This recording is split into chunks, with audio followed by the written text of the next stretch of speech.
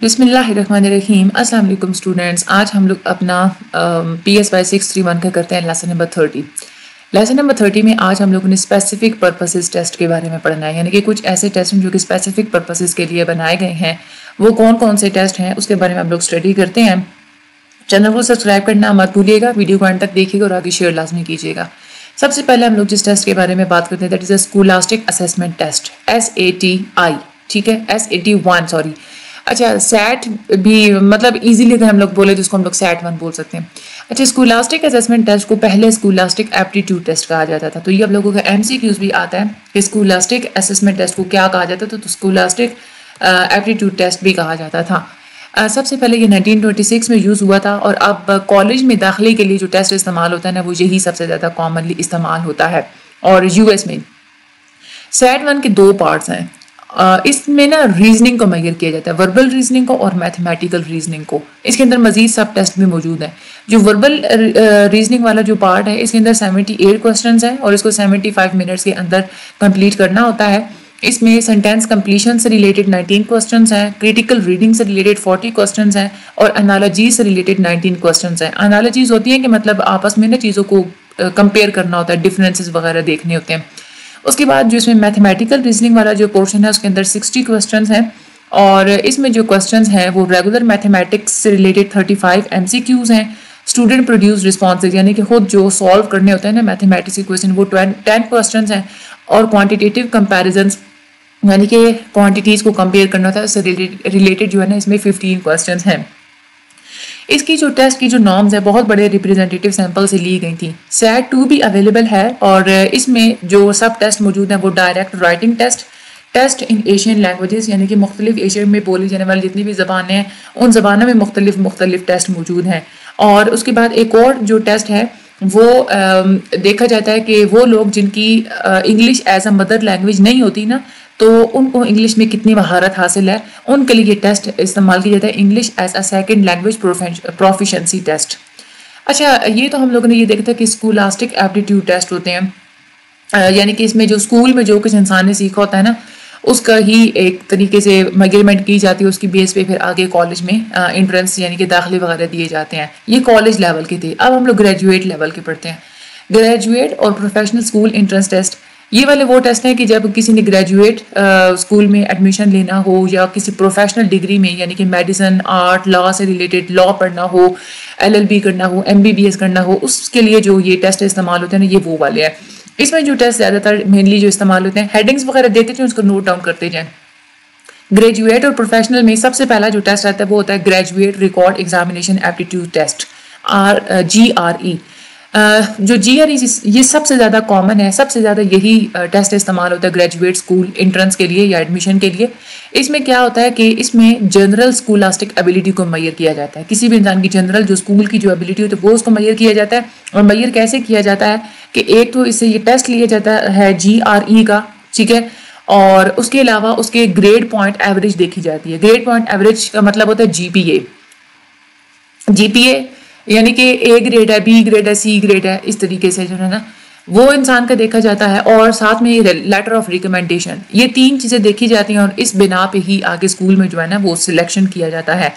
इस टेस्ट के GRE जो टेस्ट है इसके 3 सेक्शंस हैं। एक वर्बल सेक्शन है जिसको हम लोग GREV बोलते हैं, क्वांटिटेटिव सेक्शन है GREQ बोलते हैं और दूसरा इसका एनालिटिक सेक्शन है जिसको हम लोग GREA बोलते हैं। जो वर्बल सेक्शन है उसके अंदर रीजनिंग, एंटोनिम्स, एनालॉजीज और पैराग्राफ कंप्रीहेंशन, ये वाली चीज़ें मौजूद हैं। उसके बाद जो EREQ है इसके अंदर रीजनिंग को मेजर किया जाता है। उसके बाद अलजेब्रा और ज्योमेट्री से रिलेटेड इसमें क्वेश्चंस हैं। और इसके अलावा जो 20 जो मेजर फील्ड्स हैं, जैसे साइकोलॉजी एक बड़ी मेजर फील्ड में आती है, हिस्ट्री मेजर फील्ड है, केमिस्ट्री मेजर फील्ड है, इससे रिलेटेड भी जनरल अचीवमेंट को मेजर करने के लिए GRE का ही इस्तेमाल किया जाता है। इसके अलावा इसकी साइकोमेट्रिक प्रॉपर्टीज़ ज़्यादा कुछ इम्प्रेसिव नहीं है, लेकिन फिर भी ये बड़ा एक स्ट्रॉन्ग इंस्ट्रूमेंट समझा जाता है कॉलेज में दाखिलों वगैरह के लिए। और इसमें ग्रेड पॉइंट एवरेज यानी कि GPA और GRE, इन दोनों के दरमियान रिलेशनशिप को स्टडी करने से ये बात सामने आई है कि इन दोनों के दरमियान जो को रिलेशन है ये 0.22 से 0.33 तक का नज़र आता है। GRE के साथ जब हम लोग GPA को देखते हैं तो इसकी बिना पे आप लोग बड़ा अच्छा आप लोग प्रिडिक्ट कर सकते हैं कि ग्रेजुएशन लेवल पे इंसान किस हद तक सक्सेसफुल साबित हो सकता है। उसके बाद जो दूसरा टेस्ट इस्तेमाल किया जाता है ग्रेजुएट या प्रोफेशनल लेवल के, that is a Miller analysis test. Miller analysis test एक दूसरा बड़ा मेजर टेस्ट है जो कि स्कूलास्टिक एप्टीट्यूड टेस्ट की तरह इस्तेमाल किया जाता है। MAT के अंदर क्या होता है, ये एक 50 मिनट का वर्बल टेस्ट होता है और इसमें स्टूडेंट्स की एबिलिटी को फाइंड आउट किया जाता है। इसमें उसको 100 डिफरेंट किस्म की एनालॉजी प्रॉब्लम्स दी जाती हैं और उसने उनके दरमियान एक लॉजिकल रिलेशनशिप फाइंड आउट करना होता है।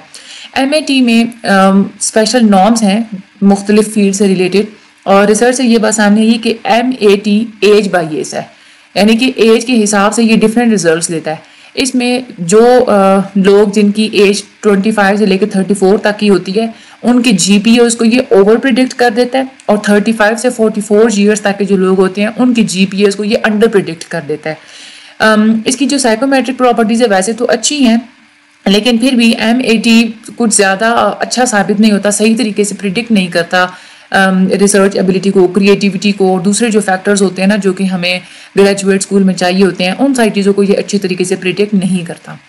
ये तो अभी हम लोगों ने ये देखा था कि ये वर्बल टेस्ट होते हैं। इसके अलावा भी नॉन वर्बल भी ग्रुप एबिलिटी टेस्ट होते हैं। ये जो टेस्ट है ये ग्रुप की फॉर्म में होते हैं। पिछला जो हमारा लेसन था ना उसमें हम लोगों ने ग्रुप इंटेलिजेंस टेस्ट पढ़े थे, ये वाला जो है ना ये ग्रुप एबिलिटी टेस्ट है। ये जो ऊपर हम लोगों ने पढ़ा था ये वाला ये वर्बल है एप्टीट्यूड टेस्ट, और अब जो हम लोग आगे पढ़ेंगे ना ये है हमारे पास non verbal group ability test. Non verbal test आप लोग तब इस्तेमाल करते हैं जब लैंग्वेज का इस्तेमाल किए बगैर ही आप लोग इंडिविजुअल्स को इवेल्युएट करना चाह रहे हो। इसमें जो इंडिविजुअल्स होते हैं उनको जनरली तो यही कहा जाता है कि आपको ड्राइंग्स बनाएं या कोई पजल सॉल्व करवाया जाता है या कोई एक फिगर दिया जाता है उसमें से कोई आइडेंटिफाई करना होता है प्रॉब्लम को, या जो मिसिंग पार्ट्स होते हैं उनको आइडेंटिफाई किया जाता है, उनको फिगर्स वगैरह दिखाए जाते हैं। इस तरह के जो टेस्ट होते हैं ये non verbal group ability test होते हैं। इसमें 2 तरह के नहीं 3 तरह के, हाँ अच्छा, इसमें 3 तरह के टेस्ट ज़्यादातर इस्तेमाल होते हैं। एक है रैवन प्रोग्रेसिव मैट्रिसेस। रैवन प्रोग्रेसिव मैट्रिसेस ये नॉन वर्बल मल्टीपल चॉइस है जिसमें हम लोग जनरल इंटेलिजेंस को मेजर करते हैं।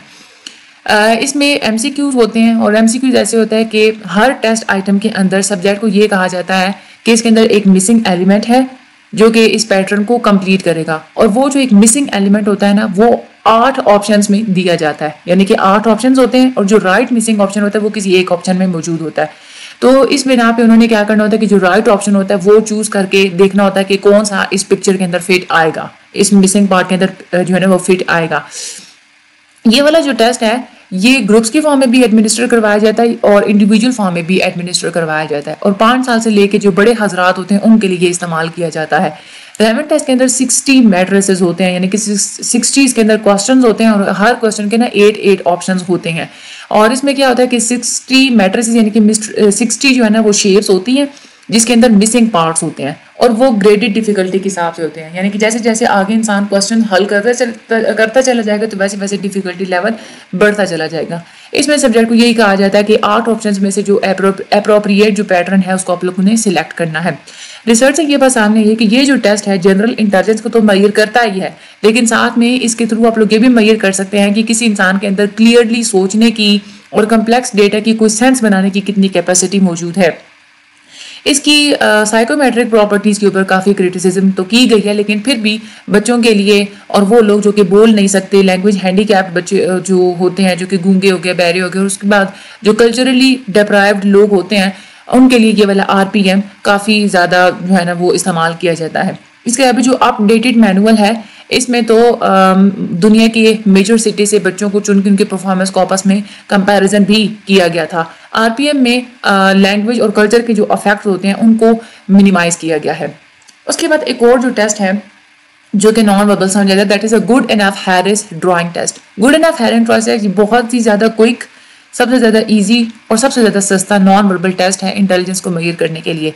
इसमें सब्जेक्ट से ये कहा जाता है कि आप लोग इंसान का यानी कि पूरी ना आप लोग फिगर बनाएं, ह्यूमन फिगर बनाएं, पूरे का पूरा आप ड्रॉ करें, और इसमें जो टेस्ट की स्कोरिंग की जाती है कि हर आइटम के लिए एक नंबर बनाया जाता है। अब ड्राइंग के अंदर किसी भी इंसान ने जितने ज़्यादा आइटम्स ड्रॉ किए उतने ज़्यादा उसकी नंबरिंग, उतने ज़्यादा उसके स्कोर आएंगे।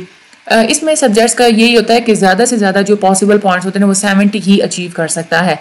ये वाला जो टेस्ट होता है इसमें एज डिफ्रेंशिएशन भी आप लोग कर सकते हैं। क्योंकि जाहिर सी बात है जो छोटे बच्चे होंगे वो कम फिगर्स ड्रॉ करेंगे, उनके स्कोर्स कम आएंगे। जो ज़्यादा बड़े बच्चे होंगे वो ज़्यादा अच्छी एक्यूरेसी के मुताबिक उनकी एक्यूरेसी ज़्यादा अच्छी होगी, इसलिए वो ज़्यादा पॉइंट्स अर्न करेंगे। तो इसके हिसाब से आप लोग एज भी डिफ्रेंशिएट कर सकते हैं कि बच्चे की एज क्या है। उसके अलावा इस टेस्ट के अंदर साइकोमेट्रिक प्रॉपर्टीज भी अच्छी हैं और इसके जो स्कोर्स हैं इसको बैचलर के IQ स्कोर के साथ भी रिलेट किया जा सकता है।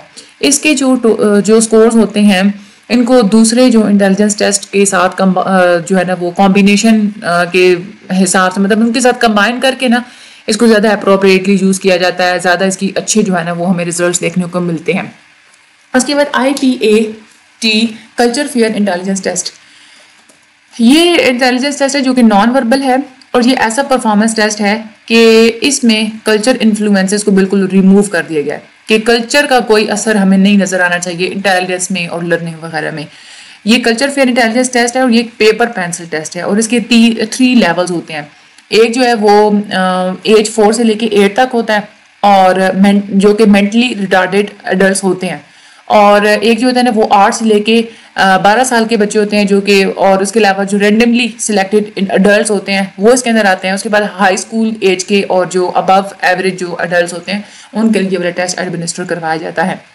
अच्छा, यहाँ पे उन्होंने अगेन कुछ बताया है, कुछ ऐसे ग्रुप टेस्ट हैं जो कि स्पेसिफिक पर्पसेस के लिए बनाए गए हैं। अब बहुत सारे ऐसे भी टेस्ट हैं जो कि सिर्फ स्पेसिफिक पॉपुलेशंस के लिए बनाए गए हैं, उनकी इंटेलिजेंस, उनकी एकेडमिक एप्टीट्यूड्स को मेजर करने के लिए। फॉर एग्जांपल जैसे स्याह फार्म लोग होते हैं जो कि अफ्रीकन अमेरिकन होते हैं, उनके लिए अलग से टेस्ट बनाया गया है, black intelligence test of cultural homogeneity BITCH। ये एक कल्चर फेयर इंटेलिजेंस टेस्ट है जो कि उनकी कल्चर के हिसाब से मतलब थोड़ा बनाया गया है। इसमें ये होता है कि उनको ब्लैक के लिए ये कल्चर फेयर है, ठीक है, तो ये अफ्रीकन अमेरिकन के लिए स्पेशली जो है ये टेस्ट बनाया गया। अच्छा, उसके अलावा इंडस्ट्रीज के लिए भी टेस्ट बनाए गए हैं। इसके लिए जो टेस्ट बनाया गया that is a Wonderlic personal test. ये टेस्ट हेल्प आउट करता है कि एम्प्लॉयमेंट से रिलेटेड, प्लेसमेंट से रिलेटेड, प्रमोशन से रिलेटेड, किस बंदे को कहाँ भेजना है, किस ब्रांच में भेजना है, इससे रिलेटेड जितने भी डिसीजंस होते हैं वो इस टेस्ट की मदद से ही बनाए जाते हैं। वंडरलिक पर्सनल टेस्ट की बुनियाद population Otis self administering test of mental ability, इसके मुताबिक ये वाला टेस्ट बनाया गया था। ये नाम है टेस्ट का, self administered test of mental ability. अच्छा, इसमें क्या था, ये जो WPT होता है ना, ये बड़ा क्विक छोटा सा टेस्ट होता है, 12 मिनट का टेस्ट होता है जिसमें आप लोग एडल्ट्स की मेंटल एबिलिटी को फाइंड आउट कर सकते हैं, लेकिन इसके अंदर वैलिडिटी मौजूद नहीं है। वैलिडिटी से रिलेटेड कोई डॉक्यूमेंटेशन इसकी नहीं है, लेकिन फिर भी एम्प्लॉय से रिलेटेड जितने भी डिसीजंस लेने हो इंडस्ट्री के अंदर उसमें ये टेस्ट बहुत ज़्यादा इस्तेमाल किया जाता है। उसके बाद एक और टेस्ट है, test for assessing occupation aptitude. इसमें जो जनरल एप्टीट्यूड टेस्ट बैटरी इस्तेमाल की जाती है, GATB, ये सबसे ज़्यादा एबिलिटी टेस्ट है जो कि इस्तेमाल होता है मुख्तलिफ़ किस्म के ग्रुप टेस्ट में, और ये मुख्तलिफ ऑक्यूपेशन के लिहाज से एप्टीट्यूड को मेजर करता है, यानी कि किस ऑक्यूपेशन में इंसान कितनी अच्छी परफॉर्मेंस दे सकता है, उसका एप्टीट्यूड क्या है, इस चीज़ को मेजर किया जाता है। US एम्प्लॉयमेंट सर्विस ने GATB को डेवलप किया था असल में कि गवर्नमेंट की जितनी भी एजेंसीज होती हैं ना, उसमें एम्प्लॉयमेंट से रिलेटेड जितने भी डिसीजन वगैरह लेने होते हैं वहाँ भी यही टेस्ट इस्तेमाल किया जाता है। इस टेस्ट में जो स्कोर्स होते हैं वो motor coordination, perception, clerical perception और साथ में वर्बल, न्यूमेरिकल और स्पेशल एप्टीट्यूड्स को देखते हुए इसकी स्कोरिंग की जाती है। लेकिन इसकी टेस्ट को क्रिटिसाइज भी किया गया है इसके नॉर्मेटिव डेटा के हिसाब से।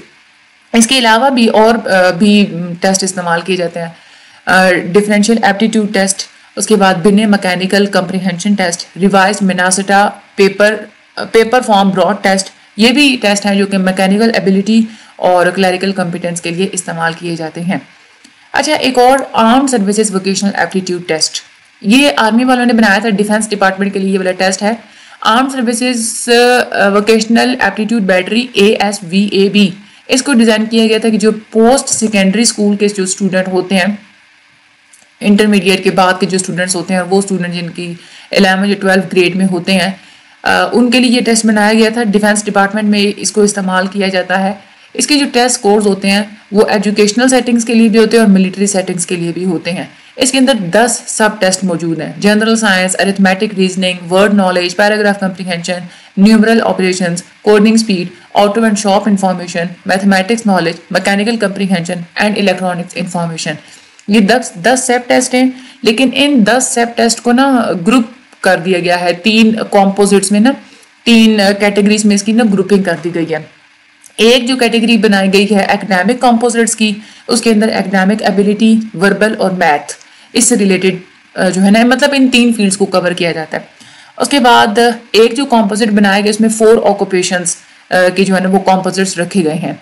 एक कॉम्पोजिट जो है वो मैकेनिकल एंड क्राफ्ट, दूसरा जो ऑक्यूपेशन कॉम्पोजिट है वो है बिजनेस एंड क्लैरिकल, तीसरा जो है वो इलेक्ट्रॉनिक एंड इलेक्ट्रिकल, और जो चौथा है that is a health and social. और एक जो है ना ओवरऑल जनरल एबिलिटी के मेजरमेंट के लिए भी कॉम्पोजिट जो है ना वो बनाया गया है। अच्छा, ASVAB की साइकोमेट्रिक प्रॉपर्टीज़ काफ़ी अच्छी हैं और रिसेंटली मिलिट्री ने भी इसको यूज़ करना स्टार्ट किया था, और अब तो इसकी ज़्यादा अच्छी फॉर्म हमें देखने को मिलती है। इसकी कंप्यूटराइज्ड फॉर्मेट भी इसका है न्यू, पहले ट्रेडिशनली ये पेपर बेस्ड टेस्ट होता था।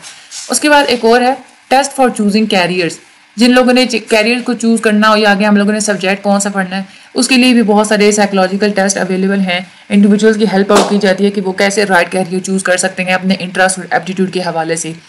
इसमें जो सबसे पहला तो स्टेप यही होता है कि इंटरेस्ट को इवेल्युएट किया जाता है कि इंसान का इंटरेस्ट ज़्यादा है किस फील्ड में।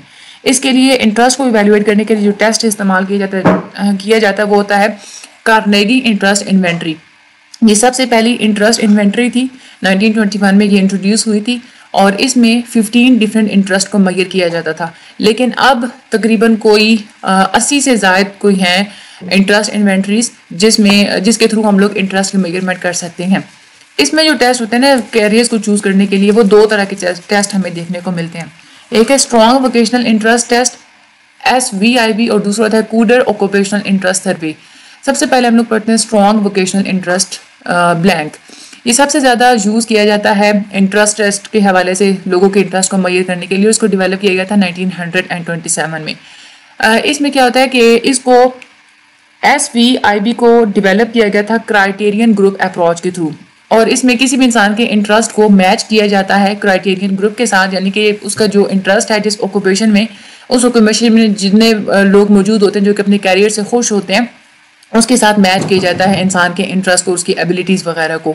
इसके अंदर 399 आइटम्स हैं SVIB के, और इसमें मर्दों के जो 54 ऑक्यूपेशंस हैं वो इसमें मेजर किए जाते हैं, और औरतों के लिए जो ऑक्यूपेशंस हैं वो सेपरेट 32 ऑक्यूपेशंस इसके अंदर रखे गए हैं।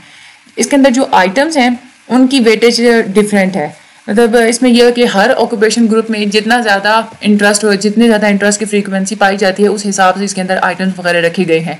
मतलब एक वो फील्ड है जिसमें लोगों का इंटरेस्ट ज़्यादातर होता है, तो उस फील्ड से रिलेटेड SVIB के अंदर आइटम्स जो है ना वो ज़्यादा है। इस टेस्ट के अंदर भी स्ट्रॉन्ग साइकोमेट्रिक कैरेक्टरिस्टिक्स हैं। ज़्यादातर इसमें इंटरेस्टिंग फाइंडिंग्स ये हैं कि इसका जो इंटरेस्ट होता है ना किसी भी इंसान का, वो स्टेबल होता है टाइम टू टाइम। एक दफ़ा जो उसका जिस फील्ड में इंटरेस्ट होता है वो उसका इतनी जल्दी उस फील्ड से इंटरेस्ट जाता नहीं है। इसी वजह से इस चीज़ को ही मद्देनजर रखते हुए ये वाली जो टेस्ट है ना ये बनाया गया था। स्टडी से ये बात भी सामने आई कि जो इंटरेस्ट पैटर्न्स होते हैं ये असल में इंसान की 17 साल की उम्र में ये इस्टेब्लिश होना शुरू होते हैं। जब वो कैरियर ओरिएंटेड होता है तब ही वो चूज़ करता है ज़्यादातर कि मैंने किस कैरियर में जाना है, उसका किसी खास कैरियर से रिलेटेड ही उसका कोई इंटरेस्ट डेवलप होता है। लेकिन SVIB को क्रिटिसाइज भी किया जाता है, यूज़ भी इसको किया जाता है, लेकिन जेंडर बायस है ये, क्योंकि इसमें मर्द और औरतों के जितने भी ऑक्यूपेशंस वगैरह होते हैं उनके मेजरमेंट के लिए डिफरेंट स्केल्स का इस्तेमाल किया जाता है। एक ही स्केल्स के थ्रू क्योंकि इनको मेजर नहीं किया जाता, तो इस वजह से इसको जेंडर बायस होने की वजह से क्रिटिसाइज भी किया जाता है। और इसके अलावा भी SVIB से रिलेटेड कोई थ्योरेटिकल इन्फॉर्मेशन भी मौजूद नहीं है। दूसरा जो टेस्ट होता है इंटरेस्ट के मेजरमेंट के लिए, that is a Kuder occupational interest survey. ये दूसरा सबसे ज़्यादा पॉपुलर इंटरेस्ट टेस्ट है, और ये इसमें क्या होता है कि टेस्ट टेकर ने पहले सिलेक्ट करना होता है, मतलब उसके सामने 100 ट्राइएड्स रख दिए जाते हैं ऑल्टरनेटिव एक्टिविटीज़ के। 100 ट्राइएड्स का मतलब ये होता है कि 3-3 की ग्रुपिंग की फॉर्म में ना 100 उसको ऑप्शंस दिए जाते हैं, और उसने उसमें बताना होता है कि सबसे ज़्यादा हाईली प्रेफर्ड उसका कौन सा है इसमें से ऑप्शन, और सबसे ज़्यादा लीस्ट प्रेफर्ड कौन सा है। इस तरह से टेस्ट टेकर की जो पर्सनैलिटी को देखा जाता है। अब टेस्ट टेकर का जो इंटरेस्ट होता है वो, और जो मुख्तलिफ ऑक्यूपेशंस में काम करने वाले वो लोग जो कि उसी इंटरेस्ट से रिलेटेड ऑक्यूपेशंस में काम कर रहे होते हैं, इन दो लोगों के दरमियान आपस में सिमिलैरिटीज़ को देखा जाता है। इसके अलावा इसमें सेपरेट नॉर्म्स मौजूद हैं मर्दों के लिए और औरतों के लिए। और कॉलेज मेजर्स के लिए भी इसमें सेपरेट स्केल्स भी मौजूद हैं। इसमें हम अपने मेजर्स भी चूज़ कर सकते हैं इस टेस्ट की मदद से कि हम कौन सा मेजर सब्जेक्ट रखना चाहते हैं आगे अपने कॉलेज लेवल पे। और इसमें नई सीरीज़ भी ऐड की गई थी नॉन ट्रेडिशनल ऑक्यूपेशंस के लिए, लेकिन इसके अंदर कोई रिसर्च डेटा इतना कुछ ज़्यादा अच्छा नहीं मौजूद, लेकिन फिर भी KOIS बड़ा यूज़फुल समझा जाता है गाइडेंस डिसीजन, यानी कि हाई स्कूल के जो स्टूडेंट्स होते हैं या जो कॉलेज स्टूडेंट्स होते हैं उनको अगर गाइड करना हो कि उनको डिसीजंस लेने में गाइड करना हो कि उन्होंने कौन सा सब्जेक्ट उनको पढ़ना चाहिए, इस चीज़ से रिलेटेड ये वाला टेस्ट बड़ा अच्छा खासा इसको यूज़ किया जाता है। इसमें यही चीज़ है कि याद रखना है आप लोगों ने मेन इसके नेम्स वगैरह और इसमें क्या क्या प्रॉपर्टीज़ होती हैं कौन से टेस्ट के अंदर, ये आप लोगों ने याद रखना है। इंशाल्लाह अगले लेक्चर में हम लोग मज़ीद जो टेस्ट होते हैं स्पेशल पॉपुलेशंस के लिए उसके बारे में हम लोग मज़ीद पढ़ेंगे। तब तक चैनल को सब्सक्राइब लाजमी कीजिएगा, वीडियो का शेयर लाजमी कीजिएगा, मुझे अपनी दुआ में याद रखिएगा और खुश रहा करें और अपना बहुत सारा ख्याल रखा करें। Thank you so much and अल्लाह हाफ़िज़।